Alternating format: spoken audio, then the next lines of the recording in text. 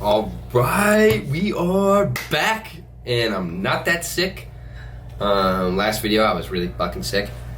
So as you can tell by the title of this video, we're going to be talking about what comparing yourself does to your brain. I've realized that damn near everyone on the planet compares themselves, because now it's never been easier to compare yourself with all these people on social media that look like they're living this crazy fucking lifestyle. And I'll be honest with you, like 90% of the people that show that they're living the life, they're really not. I'll be totally real with you. No one has it figured out. Even the people that think they have it figured, or not think they have it figured out, show you that they have it figured out, they don't. I'll be totally honest with you.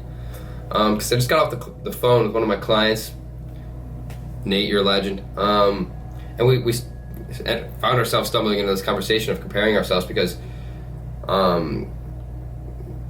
I don't think he'll mind. Nate's a 17-year-old. He's a fucking stud. And he's so driven to the point where, like, the success mindset consumes him. And I'm like, bro, you gotta find your balance. But it's hard to, because, like, you see people on TikTok every day that are just living in Miami, driving fast cars, living in LA, meeting up with influencers. And it's just, like, so toxic for your brain, because never in history have we been exposed to what so many other people are doing. Never. This thing right here is easily the biggest blessing and a curse ever.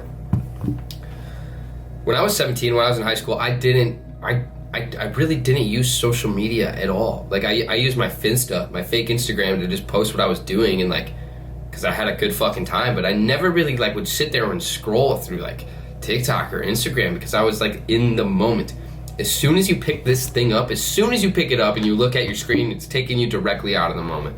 And it's so toxic, because we're not built, biologically, we are not built to see what people across the entire fucking world are doing with their life on a day-to-day basis. We're simply just not.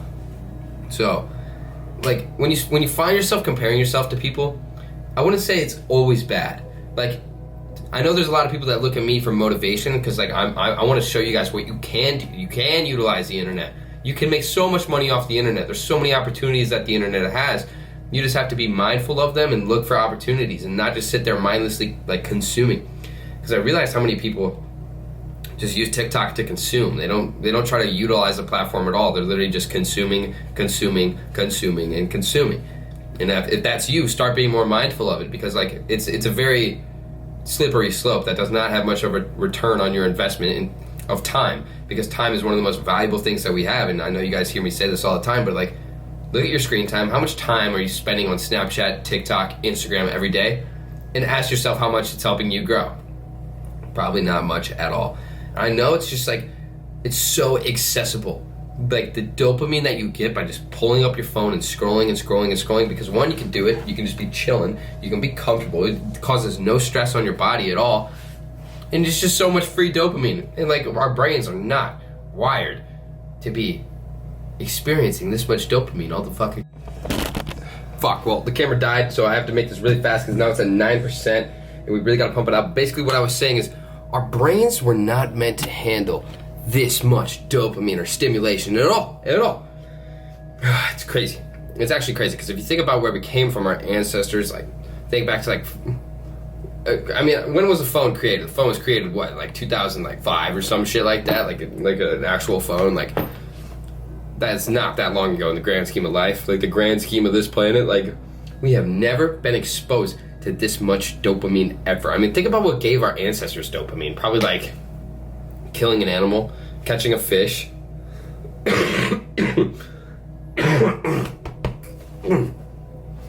Think about it. Maybe having sex, like. And now we just get it from seeing girls twerk on our phone, and then dudes go jack off, and then there's dopamine from that, and then there's dopamine from that, and there's dopamine from that, and then you go play Call of Duty, and then there's more dopamine. Anyway, back to the comparing yourself thing. That's what we were initially talking about. I think my camera's, like, a little crooked right now. It's probably driving a lot of you guys crazy. There we go. Basically, you have to just be intensely mindful of whenever you catch yourself putting unnecessary amounts of pressure on yourself to be something that you're not in this moment, because whenever you find yourself comparing yourself, you're not living in the moment, and the moment is the only thing that we have. So next time you find yourself comparing yourself to anyone, ask yourself, what can you do in this very moment to get you one step closer to where you want to be? One step closer.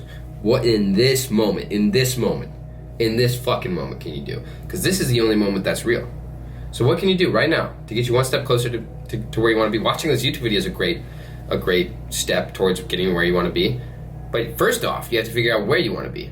Because, I mean, you probably look at all these giant influencers like Jay Alvarez, Dan Bilzerian, fucking Noah Beck, me, I don't know. And you don't see all the hard work that they had to do, because people only put their best side forward on social media. No one's gonna show you all the boring shit that they had to do to get to where they are now. Like, that's just not that. Like imagine if I started posting all of the shit I had to do to get to where I am. Like, no one would want to see that shit. It'd be like a fucking 400-hour tape of me sitting at my desk plotting and scheming. You know what I mean? Or like working at a hospital or door dashing. Like, I had to do all that shit to get to where I am now. Like, it wasn't fun, you know? Like, now it's fun because I'm here, but like, I saw the vision before I created the vision, you know what I mean? Like, I knew where I was headed before I was there. I was there before I was there. So like, get clear on what you want out of your life, not what all these other people are fucking living. Why would you want to live with someone else's living, you know what I mean? Because you're so much different, and we've been so programmed to like live in fear of judgment. It's like our biggest fear is living in actual alignment with who we are. Like, isn't that crazy? Like, we've been told our whole life to just shut up and listen to what you're told, and whenever you go outside of the box, you get in trouble. Like, what? Whenever you start thinking for yourself, no, that's wrong. That's not right. I say fuck that. I say fuck that. Me personally, I say fuck that. I'm gonna do what I always feel is right. And that's what got me here, because I listened to myself and when everyone else told me I was stupid. And that's the only way you'll ever get to where you want to be, is by doing what you want to fucking do. Even in the micro. Even in the fucking micro. Like, the little things every day, why are you doing them? Is it because it's in alignment with who you are? Is it because you've been told to do that? Are you going to college because you were told, or is it because you want to do that? And I'm telling you, it's never been fucking easier. Like, we have one life, so there's really nothing to lose. Like, we either risk it and we get the biscuit, or we risk it and shit. College is always going to be there. You can always go work a 9 to 5, but you literally only have one life, so you might as well take the fucking shot.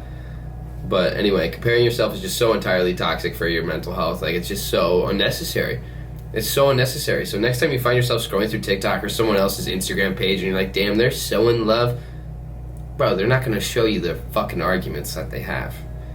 You know what I mean? They're not going to show you all the bad shit. Like, with everything that's beautiful, there's an opposite side that's just as bad, equally as bad, to how beautiful it is.